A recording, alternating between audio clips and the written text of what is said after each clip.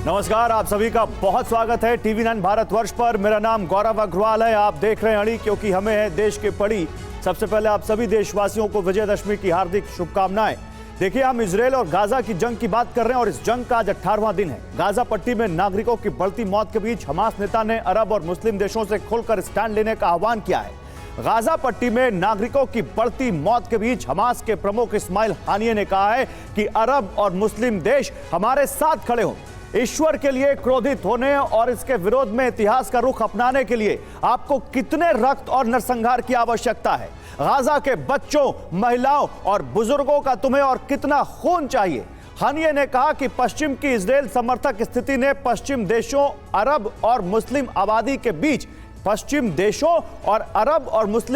के बीच एक दीवार खड़ी कर दी है जो कभी दूर नहीं होगी। हानिये ने आगे चेतावनी दी कि जब तक फिलिस्तीनी सुरक्षा, स्वतंत्रता और संप्रभुता का आनंद नहीं ले लेते, तब तक इजरायल कभी सुरक्षित नहीं होगा।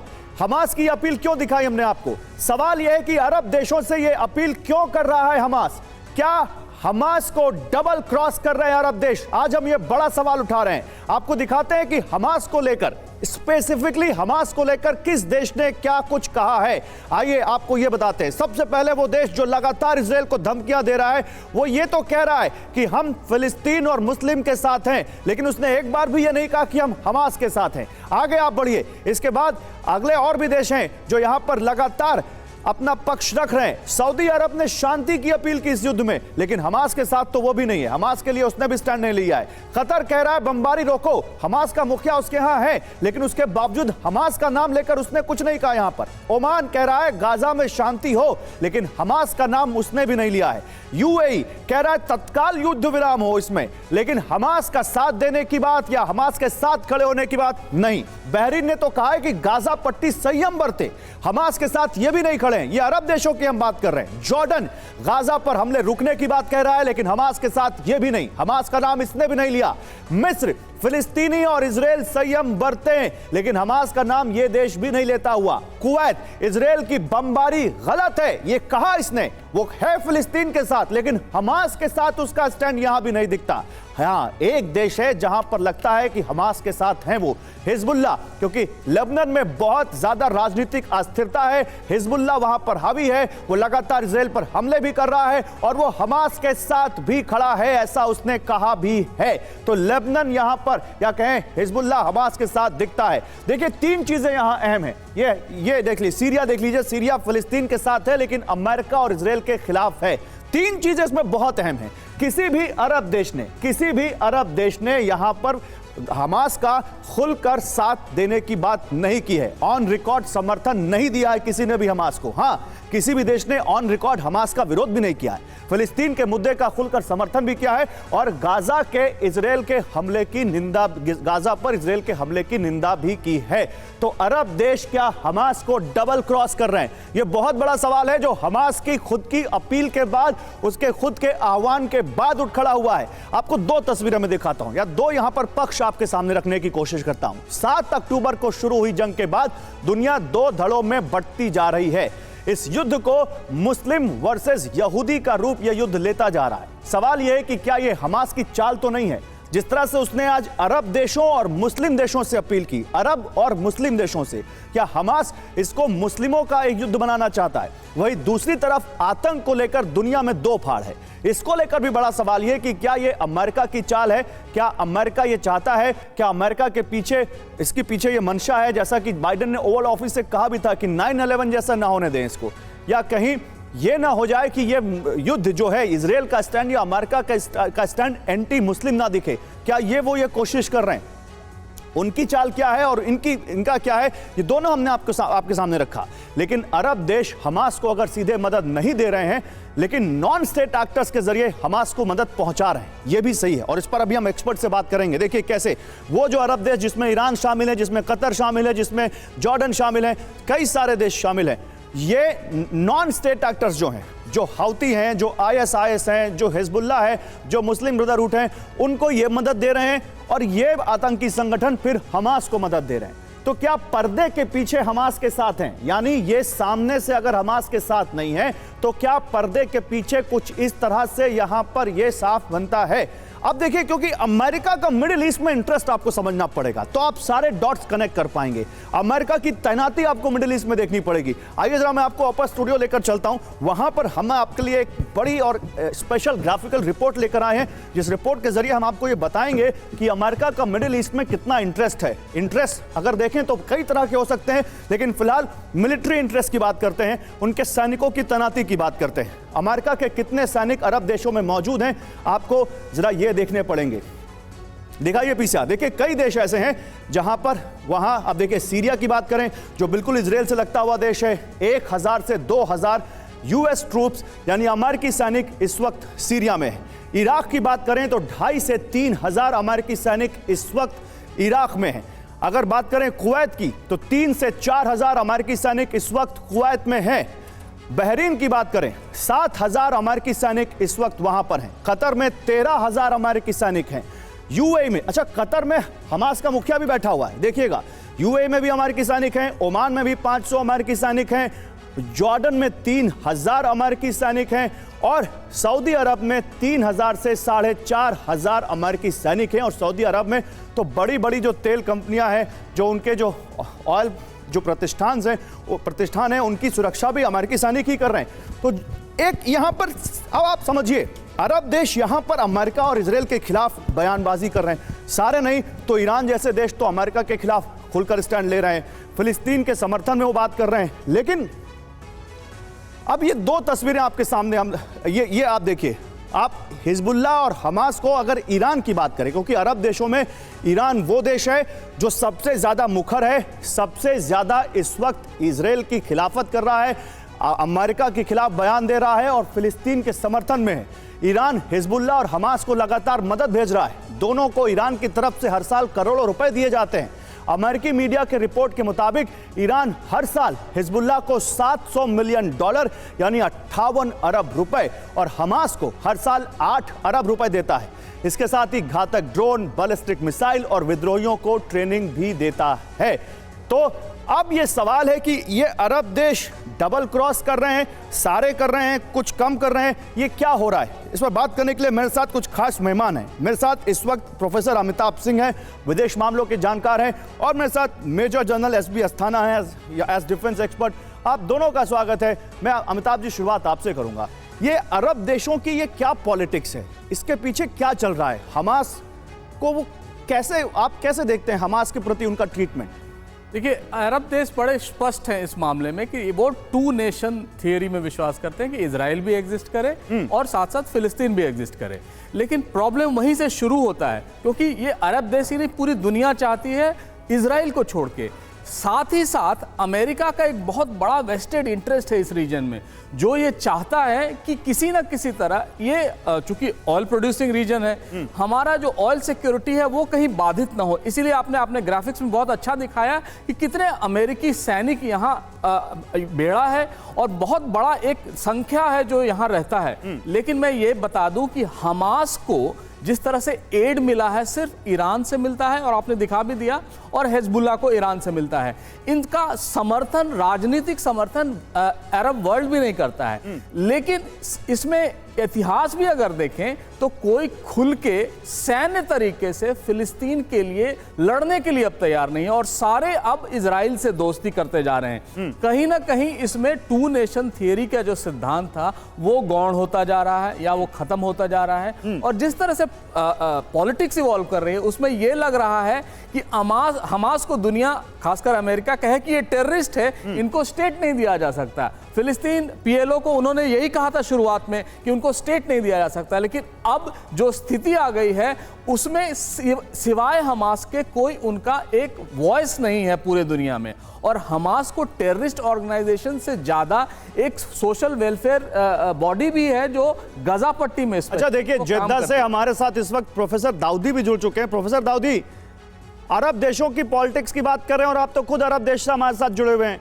ये अरब देशों का कोई देश बहुत हार्ड है, कोई देश बहुत सॉफ्ट है, कोई देश तो बिल्कुल लगता है कि एकदम हमास के खिलाफ ही है। ये खुलकर हमास के समर्थन में क्यों नहीं आ रहे? हमास को इतनी कड़ी और इतनी, आप कह सकते हैं तीखी अपील, चुभने वाली अपील क्यों करनी पड़ी कि और कितना खून देखोगे और कितना खून बहेगा जब तुम साथ आओगे? देखे मसला क्या होता है, अभी हमारे एक्सपर्ट ने बड़ी खूबी से ये समझाया कि अरब देशों का और दुनिया के ज्यादा जो अच्छे सेंसिबल कंट्रीज है उनका पूरा एक ही मकसद है और टू नेशन थ्योरी पे इजराइल और जो फलस्तीन है दोनों का एग्जिस्टेंस रहे। मसला तब होता अगर अरब नेशन या वो तमाम नेशन ये कहते कि इजराइल नहीं रहे फलस्तीन रहे, फलस्तीन नहीं रहे इजराइल रहे, यानी को एग्जिस्टेंस की बात है। यानी आप समझे वॉर नहीं चाहते, को एग्जिस्टेंस चाहते हैं। और अभी जो मसला इतना बढ़ गया है गौरव भाई, उसमें अभी एक ही चीज है कि जो भी देखता है जो भी समझता है वो यही कहता है कि आप सिविलियंस पे, आप देखें हॉस्पिटल्स में क्या हाल है, इलेक्ट्रिसिटी नहीं है, खाने की चीजें नहीं है, 1000 से ज्यादा मासूम बच्चों की जाने गए मीडिया रिपोर्ट्स देखे। उन बच्चों का तो किसी ऐसे आतंकवादी समूह से कोई ताल्लुक नहीं था, और उसी तरीके से 1000 ज्यादा औरतों की गई जाने। तो इस तरह से आप जब समझ रहे हैं, आप तो खुद एक बड़े पत्रकार हैं, आपके डिबेट्स में जो हम ये बात रखना चाह रहे हैं वो यही रखना चाह रहे हैं आपके जरिए कि बात यहाँ पे ये होनी चाहिए कि अगर फलस्तीन का भी अपना अधिकार है, या सालों से अगर वहाँ मसले मसाइल रहे हैं, या जुल्म ज्यादती हुई है, या 7 तारीख को जो मसला हुआ मैं उसको भी डिनाउंस करता हूँ, इन तमाम चीजों को तो इसमें कोई देश सामने आता, आप जो आप बड़ी अच्छी बात कर रहे हैं, तो फिर कोई अरब देश सामने आता जनरल अस्थाना और इनमें समझौता करवाता, इनमें सीज फायर करवाता, बंधकों को छुड़वाता, हमास के जो आतंकी हैं उनको कहा जाता है कि इन आतंकियों की हम भर्त्सना करते और इनको इजराइल को सौंपता। ऐसा भी तो किसी अरब देश ने नहीं किया जनरल अस्थाना। देखिए, जो अरब देश खुलकर हमास के साथ नहीं आ रहे हैं उसके 2 कारण हैं। पहला कारण तो ये है कि हमास का ये मानना है कि इजराइल को एग्जिस्ट नहीं करना चाहिए। ये कोई भी मानने को तैयार नहीं है, क्योंकि अरब देश की थ्योरी थी टू नेशन थ्योरी होनी चाहिए। तो टू नेशन थ्योरी में दोनों को हक है एग्जिस्ट करने का, और दोनों को हक है उनके एक टेरिटरी होनी चाहिए और उनको एग्जिस्ट करने का राइट है। दूसरी बात यह है, जो हमास ने 7 अक्टूबर को जिस किस्म से जो बर्बरतापूर्ण उन्होंने जो तरीका अपनाया, उस तरीके से सहमत नहीं है पूरा अरब वर्ल्ड भी। और तीसरी चीज़ ये है कि इनोसेंट पैलेस्टीनियंस और हमास टेररिस्ट, इन दोनों के बीच में फ़र्क जो है वो अभी थोड़ा थोड़ा बढ़ता जा रहा है। और अब ऐसा नज़र आ रहा है कि हमास जो इनोसेंट पैलेस्टीनियंस हैं उनको ह्यूमन शील्ड की तरह इस्तेमाल कर रहा है, और ये कोई नहीं चाहता है। अब जहाँ तक अरब वर्ल्ड का जो सवाल है, वो ये चाहते हैं कि इनोसेंट पैलेस्टीनियंस को, औरतें बच्चों की, इनकी जो मौतें हैं वो रुकें। 3 गुना जितने इजरायली मरे थे उससे 3 गुना ये पैलेस्टीनियंस को ऑलरेडी मार चुके हैं। अगर आप पिछले 16 साल का इतिहास देखें तो पैलेस्टीनियंस के मरने की संख्या 21 गुना है इजरायली के इजराइल्स जो मरे हैं। और इसीलिए अगर आप अरब कंट्रीज को देखें तो वो इस चीज़ के ऊपर काफ़ी ज़्यादा जोर डालते हैं, क्योंकि अलग इंटरनेशनल डिबेट्स में वो ये भी बताते हैं कि पूरी दुनिया इस समय जो वेस्टर्न वर्ल्ड है वो 7 अक्टूबर को बेंचमार्क कर रहा है। तो फिर लेकिन डबल इसको पुराना बेंचमार्क करें तो स्थिति अलग है। डबल क्रॉस हमास के साथ है या ये डबल क्रॉस पूरी दुनिया के साथ ही है? आज इसी डबल क्रॉस पर तो हम सवाल उठा रहे हैं कि अरब देशों का क्या हमास के साथ डबल क्रॉस है या वो पूरी दुनिया के साथ डबल क्रॉस कर रहे हैं इस मुद्दे पर। मैं आऊंगा आप लोगों के पास, लेकिन कुछ बड़ी खबरें आ रही हैं, वो दिखानी बहुत जरूरी है। तेल अवीव पर अभी अभी रॉकेट से हमला हुआ है, 7 जगहों पर धमाके सुने गए। देखिए गाजा ब्रेकिंग, अभी अभी तेल अवीव पर रॉकेट से हमला, 7 जगहों पर धमाके सुने गए। गाजा से तेल अवीव पर रॉकेट दागे गए, तेल अवीव में सायरन एक्टिव हो गए हैं, यानी रॉकेट का हमला गाजा से रुक नहीं रहा है। और यह हमला कर कौन रहा है? हमास। तो अरब देश अगर इतने फिक्रमंद है तो हमास का यह हमला रुकवा क्यों नहीं पा रहे? यह भी एक सवाल है। 3 तस्वीरें आपको दिखाते हैं आपको। ये 3 तस्वीरें आप देखिए जो इस वक्त वॉर जोन से आ रही है हमारे पास। हमास का रॉकेट हमला, ये देखिए हमास का रॉकेट हमला कैसे होता है उसकी एक तस्वीर सामने आई है, और ये तस्वीर बताती है कि हमास अभी भी सुपर एक्टिव है।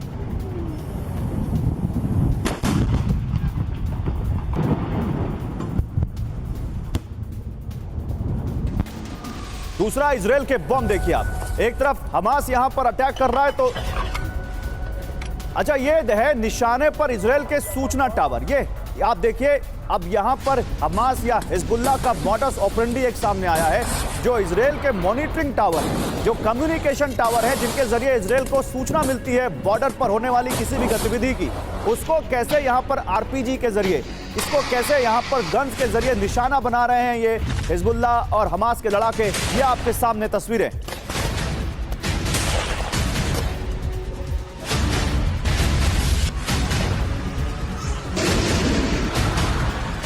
तो एक तरफ रॉकेट, दूसरी तरफ टावर को निशाना बनाया गया और अब जवाबी कार्रवाई। इजराइल जिस तरह से यहां बम बरसा रहा है और उसकी फुटेज भी वो खुद जारी कर रहा है। ये देखिए, ये ड्रोन से बरसाए गए बम और उनसे ली गई तस्वीरें आपके सामने। इजराइल के बम किस तरह से गाजा पट्टी पर कहर बरपा रहे हैं। आज 18वां दिन है, लेकिन हर रोज कुछ ऐसी तस्वीर सामने आ रही है।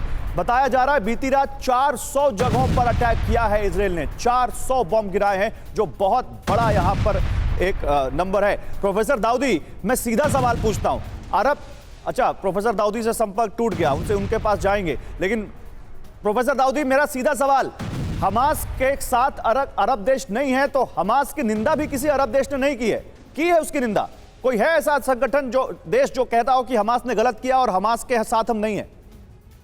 देखें, इससे पहले कि मैं आपका एक सवाल का जवाब दूं, मैं एक चीज अपनी बात ये रखना चाह रहा हूं कि होता क्या है कि नैरेटिव चलते हैं पूरे इंटरनेशनल मीडिया में अलग अलग तरीके से। जब वॉरफेयर होता है तो वेस्टर्न मीडिया अपने हिसाब से चलाती है, अरब वर्ल्ड अपने हिसाब से चलाती है, इंडियन मीडिया अपने हिसाब से चलाती है। यहाँ पे जो ये हम बात कर रहे हैं वो ये कि अरब देश का डबल क्रॉस, यहाँ पे बैलेंसिंग वो होता है जब हम ये कहते हैं कि वेस्टर्न देश का भी डबल क्रॉस। यहाँ सिर्फ हम एक पर्टिकुलर देश और एक रीजन को ये जिम्मेदार नहीं ठहरा सकते कि वो कोई इनिशिएटिव नहीं ले रहा। होता क्या, जब अरब देश इनिशिएटिव लेता है, जब OIC की मीटिंग होती है, नहीं तो मैं आपको अंतर बताता हूं, मैं आपको उसका अंतर बताता हूं। सुनिए, मैं आपको उसका अंतर बताता हूं। प्रोफेसर दाऊदी, बहुत अच्छी बात है, मैं आपकी इस बात का रिस्पेक्ट करता हूं, लेकिन मैं आपको उसका अंतर बताता हूं। वेस्टर्न में अगर हम अमेरिका को गिने तो अमेरिका इजराइल के केवल साथ है ऐसा नहीं है, वो वहां पर अपने एयरक्राफ्ट कैरियर भेज रहा है, वहां अपने सैनिक भेज रहा है, असलहा भेज रहा है, हथियार भेज रहा है, सब तमाम तरह की मदद भेज रहा है। हमास के साथ या फिलिस्तीन के साथ जो अरब देश हैं, आप बताइए किसी एक देश ने फिलिस्तीन को कोई अपने सैनिक भेजे हो, किसी एक देश ने वहां हथियार भेजे हो, कोई एक देश जो हमास के साथ अगर खड़ा हो तो हमास को लड़ने के लिए उसने वहां पर हथियार दिए हो? ये अंतर मैं पूछ रहा हूं आपसे। अगर यहां हमास के चीफ को खुलेआम ऐसे कहना पड़े कि खून के यहां बहते देखते रहोगे क्या, साथ नहीं आओगे क्या, तो इजराइल ने तो अमेरिका से ऐसा नहीं कहा। यही मैं पूछ रहा हूँ, ये डबल क्रॉस, इसी को मैं बोल रहा हूँ। गौरव भाई, जो पॉजिटिव साइड है वो मैं बताना चाहता हूँ कि होता क्या, अगर आप हिस्ट्री देखेंगे तो अंदाजा होगा कि टू नेशन थ्योरी की बात क्यों चल रही है, और उसमें जो फलस्तीनियों का अपना अधिकार है, दशकों से ये बात चली आ रही है।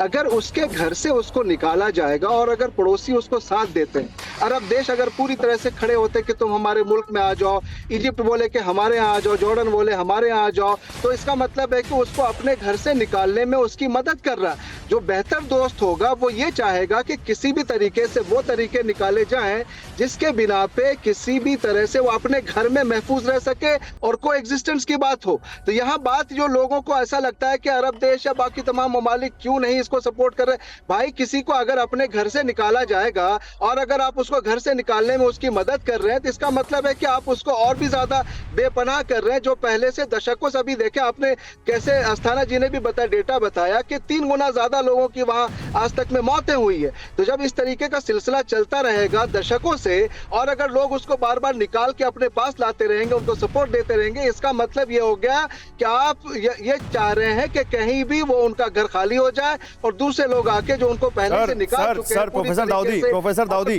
प्रोफेसर दाऊदी, आपने नैरेटिव की बात की थी, मैं आपसे और इस पे बात नहीं ज्यादा वो नहीं करूंगा, लेकिन नैरेटिव के हिसाब से डेटा गढ़े जाते हैं। मैं आपको एक डेटा दे सकता हूं जहां एंटी सेमेटिज्म क्राइम कितना बढ़ गया है वेस्ट में, मुस्लिमों के बजाय वो 10 गुना ज्यादा बढ़ गया है, 1400% बढ़ गया है। तो एक डेटा तो ये भी कहता है, लेकिन उस पर डिस्कस करेंगे तो दूसरी तरफ चले जाएंगे। लेकिन मैं यहां पर कुछ दिखाना चाहता हूं, फिर आपके पास आ रहा हूं। जो लोग हमास की तरफदारी कर रहे हैं उनको ये तस्वीरें देखनी चाहिए। हम आपको दिखाते हैं कि कैसे एक बड़ा खुलासा हुआ है, कैसे आईडीएफ ने यहां पर एक बड़ा खुलासा किया है। 2 तस्वीरें आपके सामने हैं। एक हमास के लड़ाके को आईडीएफ ने पकड़ा और उसका एक वीडियो रिलीज किया है जहां वो बहुत बड़ा खुलासा कर रहा है। वो कह रहा है कि इजराइल से बंधक बनाए गए हर शख्स की कीमत तय थी, एक अपार्टमेंट और 8 लाख रुपए। आप समझ लीजिए, हर एक शख्स की कीमत तय थी। इजराइल की सेना ने हमास के पकड़े गए लड़ाके का वीडियो जारी किया है और उसने ये बड़ा खुलासा किया है। हमास के लड़ाकों को इजराइल से बंधकों को लाने के लिए खास ऑफर दिया गया था। इस बीच हम आपको वो 2 औरतों की तस्वीरें भी दिखा रहे हैं जिनकी कल रिहाई हुई है। आपको जरा ये हमास के लड़ाके का वीडियो दिखाते हैं। उसने खुद ऑन कैमरा ये कबूल किया है, यानी भाड़े के लड़ाके थे। हमास ने इनको पैसे का ऑफर दिया और कहा जितने लाओगे उतने पैसे उतने घर। देखिए। محمد المجدلاوي. وين ساكن؟ من صراحة لأي منظمة أنت تابع؟ حماس، لأنه في غزة اللي باخذ أسرى له مكافأة. قديش المكافأة قالوا لكم؟ طول شقة، منزل، بيت، $10,000. اللي بيجيب كل أسير باخذ شقة ومنزل؟ तो कहां से हो? हमास से हैं। क्या करते हो? हमास के लिए वहां पर बंधकों को पकड़ने के लिए क्या ऑफर दिया गया था? तो एक अपार्टमेंट और $10,000। हमास ने 200 से ज्यादा लोगों को बंधक बना रखा है। बताइए इतना पैसा हमास के पास कहां से आया होगा? इजराइल, अमेरिका समेत कई देश हमास पर बंधकों को छोड़ने के लिए दबाव बना रहे हैं, लेकिन हमास ने बंधकों को छोड़ने के लिए कई मांगे और शर्तें रखी हैं। हमास की कई मांगे क्या हैं आपको बताते हैं। हमास की सबसे पहली मांग है कि ईंधन मिले उसको। हमास ने नॉर्थ गाजा में इजरायली कब्जा हटाने और वेस्ट बैंक से इजरायली कॉलोनी हटाने की भी मांग की है। हमास की मांग है कि इजराइल तुरंत बमबारी रोके और मेडिकल सुविधाएं, बिजली, पानी और खाने की सामान की सप्लाई तुरंत शुरू करे। और वो ये भी कह रहे हैं कि उनको उनकी जमीन भी मिले। जनरल अस्थाना, मुझे ये बताइए, कल एक खबर जो हमने ब्रेक की कि 50 के आसपास बंधक छूट सकते हैं और वो छूटने वाले थे, तभी लास्ट मोमेंट पर डील कैंसिल हो गई। क्या आपको लगता है कि कहीं ये अब उम्मीद है कि इस तरह की मांग मानी जा सके? देखिए, हमास ने बंधक इसीलिए बनाए हैं ताकि वो कुछ ना कुछ बातें मनवा सकें अपनी, जब ये लड़ाई आगे चले। क्योंकि उन्हें पता है कि इजरायली सेना बहुत ताकतवर है और अगर उन्हें कोई चीज़ बचा सकती है तो वो ये बंधक हैं, इसी से वो बार्गेन कर सकते हैं। और आपने देखा होगा, और ये जो 2 लेडीज छूटी हैं इन्होंने भी बताया होगा कि अभी वो ऐसा नहीं है कि जो बंधक वहाँ पर हैं उनके साथ दुर्व्यवहार कर रहे हैं या उनको मार रहे हैं, क्योंकि उन्हें जिंदा रखना है और तभी उनकी वैल्यू बढ़ेगी। पहली बात। दूसरी चीज़ ये है कि ये टेरर एक्ट है और बंधक बनाना और जो भी उन्होंने किया उसकी निंदा भी होनी चाहिए और उनको इसकी पनिशमेंट भी मिलनी चाहिए। यहाँ तक सभी इजराइल की बात मानने को तैयार हैं कि जो भी इजराइल कर रहा है ठीक है, जहाँ तक हमास को मारने का सवाल है। लेकिन प्रॉब्लम यह है कि कैसे और किस कॉस्ट पर। अब कैसे में और किस कॉस्ट में 2 प्रॉब्लम आती हैं कि इनोसेंट लोग नहीं मरने चाहिए, ये पूरे विश्व की चिंता है और इस चिंता में मेरे विचार से सिर्फ अरब ही नहीं बाकी लोग भी शामिल हैं। और इसमें मुसीबत ये आ रही है कि हमास ने अपनी जो टनल्स नीचे बनाई हुई हैं, ऊपर सिविल लोग रह रहे हैं और उसी मुताबिक उनका पूरा तरीका यही है लड़ाई का कि जो इजरायली हमें किसी भी तरीके से टच ना कर पाए बिना सिविलियंस को मारे। इसमें सिविलियंस के ऊपर एक जो बड़ी डेवलपमेंट, जो बड़ा अपडेट यह है कि इजराइल ने कहा कि हम फ्यूल नहीं देंगे। अब फ्यूल नहीं देंगे, उसका रीजन क्या है ये भी हम दिखाते हैं। देखिए, आईडीएफ ने सैटेलाइट तस्वीर जारी करके बताया कि हमास के पास पर्याप्त मात्रा में तेल मौजूद है। मैं आपको एक सैटेलाइट इमेज दिखाना चाहता हूं। पीछे मुझे यहां बिग वॉल पर दीजिए। अमिताभ जी, आप मुझे ज्वाइन करिए यहां पर। ये जो सैटेलाइट इमेज है ये आईडीएफ ने रिलीज की है और उनकी इजराइल की डिफेंस फोर्सेस का कहना है कि ये जो राफा बॉर्डर है मिस्र से लगता हुआ, यहां हमास ने अपने 1 2 3 4 5 6 कुल ये 12 ऑयल ये जो टैंकर्स हैं, ये तो बताया उसने अपना हमास ने पूरा ऑयल डिपो बना रखा है यहां पर। और यहां पर मिलियन लीटर यानी लाखों लीटर तेल वो स्टोर कर रहा है। यानी इजराइल का कहना है कि हम इनको तेल देंगे तो वो गाजा में अस्पतालों में नहीं जाएगा, वो गाजा के स्कूलों में नहीं जाएगा, गाजा के लोगों के लिए यूज नहीं होगा। हमास उनको अपने उपकरणों को चलाने के लिए कुछ इस तरह से स्टोर कर लेगा। अब ये अगर ऐसे हालात हैं तो फिर बात आगे कैसे बढ़ेगी? देखिए, अगर गजा के आप को समझें तो गजा में सिविलियन अथॉरिटी हमास ही है। उसको यूएन एड करता है, उसको कुछ एनजीओ एड करती हैं। तो वहां जो भी मूवमेंट होगा, जो भी सप्लाईज होगा, वो हमास के हाथ में पहले आएगा। इसलिए हम हमास को अवॉइड नहीं कर सकते हैं। लेकिन रही बात तेल की, ईंधन की, हर न्यूज़पेपर, हर न्यूज़ एजेंसी ये कवर कर रही है कि 24 से 48 घंटे तक का ही तेल है। जैसे अल शिफा अस्पताल है, वहां तो कह रहे हैं 24 घंटे में जो 5 मेजर ऑपरेशन थिएटर्स हैं उनके बंद हो जाएंगे, क्योंकि तेल नहीं है। और तेल ये रिजर्व में, जाहिर है वो अपने लिए तो जरूर इस्तेमाल करेंगे और वो हॉस्पिटल को हो सकता है लास्ट में दे, लेकिन जब ये खत्म हो रहे हैं तो तेल की जरूरत, तो तेल ही नहीं। तस्वीरों का क्या मतलब है? ये देखिए, ये स्टोरेज टैंक है, इसमें तेल रखे जाएंगे और इनका डिस्ट्रीब्यूशन तो हमास ही करेगा ना at the end of the day. आप इससे समझिए गौरव कि अभी 20 के लगभग रोज 2 दिन में आ रहे हैं 20 टैंकर, वो 500 ट्रक और टैंकर रोज आते थे गजा में पूरे इजराइल से। आप जिस अथॉरिटी की बात कर रहे हैं, जिस हमास की बात कर रहे हैं, इजराइल तो ये कह रहा है कि वो मांग रहा है आम लोगों के नाम पर, लेकिन इस्तेमाल करेगा उसी के खिलाफ। देखिए, इजराइल की हर बात इस समय माननी मुझे सही नहीं लगती, क्योंकि इजराइल अपने तरह से उसको इंटरप्रेट कर रहा है। हाँ। सच्चाई ये है कि अगर 18 दिन से युद्ध हो रहा है और 18 दिन से तेल नहीं आ रहा है, तो वो 18 दिन से इलेक्ट्रिसिटी सप्लाई बाधित होगी। वहां सिर्फ डीजल जनरेटर्स पे ही चल रहा है या ऑयल जनरेटर्स पे ही चल रहा है? ठीक है, तो आप कह रहे हैं कि हमें हमास से बात तो करनी पड़ेगी अगर वहां पर हमें इसका कोई डेडलॉक जो है इसको तोड़ना है तो। ठीक है, देखिए, जिस अस्पतालों की बात हो रही थी, हम आपको कुछ अस्पतालों से जुड़ी खबर दिखाते हैं। अब ये देखिए, अल वफा अस्पताल है गाजा का, जिसके बिल्कुल बगल में बॉम्ब गिरा और बॉम्ब गिरने के बाद कैसी तस्वीरें निकल कर आई ये आपके सामने है। ये गाजा में इजराइल की बमबारी के बाद की तस्वीर है।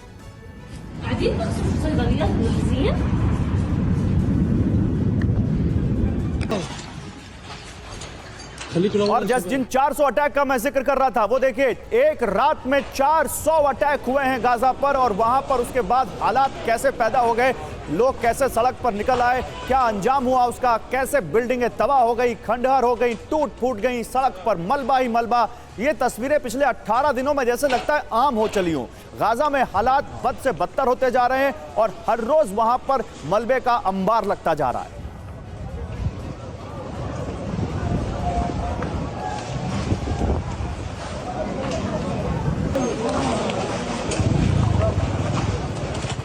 चौवालीस सेकंड में 24 घंटे की तबाही कैसी होती है ये हम आपको दिखा रहे हैं। मात्र 44 सेकंड में हम आपको ये दिखा रहे हैं कि 24 घंटे में क्या तबाही मचाई है इजराइल ने गाजा में। ये 44 सेकंड की फुटेज आपको ये बता देगी कि 400 अटैक के बाद क्या हालात हो गए गाजा में, क्या अंजाम हो गया गाजा वासियों का, और वहां इस वक्त वो किस मंजर से गुजर रहे हैं। उधर मैदानी लड़ाई के लिए इजरायली टैंक किस तरह तैयार हैं, एक बार फिर ये तस्वीर हमारे साथ पास आई है जो हम आपके लिए लेकर आए हैं। ये तस्वीर देखिए, चारों तरफ आपको ये इजराइल के टैंक और वहां इजराइल की आर्मर्ड व्हीकल्स दिखेंगे। यानी जो जमीनी कार्रवाई के लिए तैयारी की बात इजराइल कहता है वो है भी, ये सबूत हैं उसकी। ये तस्वीरें 39 सेकंड की ये तस्वीरें आपको इजराइल की जमीनी कार्रवाई की तैयारी का अंदाजा देती हैं। आने वाला भविष्य जो गाजा का है वो आपको ये तस्वीरें दिखाती हैं। अगर जमीनी कार्रवाई शुरू हुई तो आप सोचिए, अभी तो एयर स्ट्राइक हो रही है, ये टैंक क्या हाल करेंगे। मात्र 39 सेकंड में गाजा का फ्यूचर आप देख लीजिए।